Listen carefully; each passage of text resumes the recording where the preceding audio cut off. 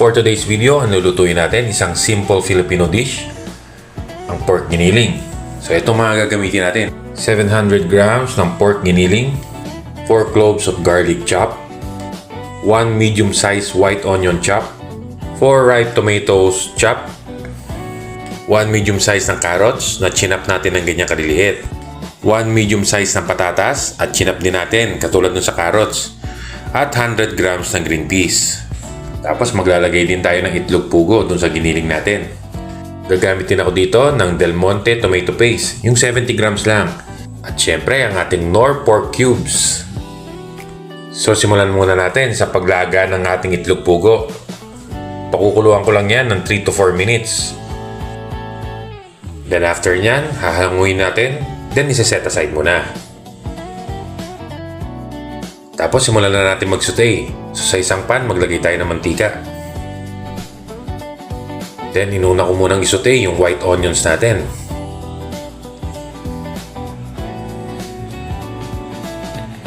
Tapos sinunod ko na yung garlic.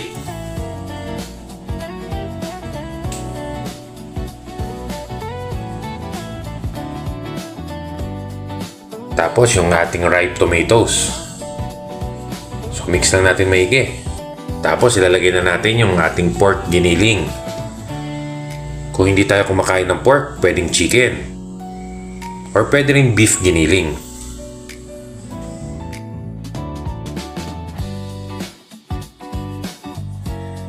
So pag medyo nagbubuo siya, ganyanin lang natin para maghiwa-hiwalay.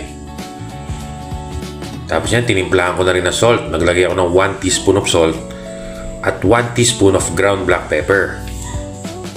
Then halu-haluin lang natin hanggang sa mag-brown siya. Tapos takpan lang natin for 12 to 15 minutes hanggang sa maluto yung ating pork giniling.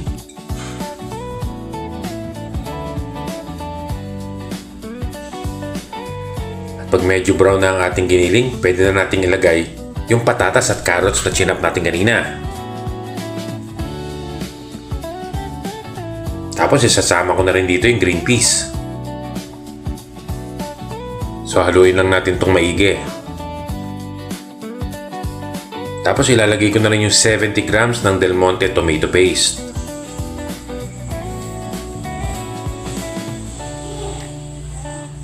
Mix lang natin itong maigi. Naglagay nga rin pala ako dito ng 1.5 cup of water. So haluin lang natin maigi hanggang sa ma-mix yung tomato paste.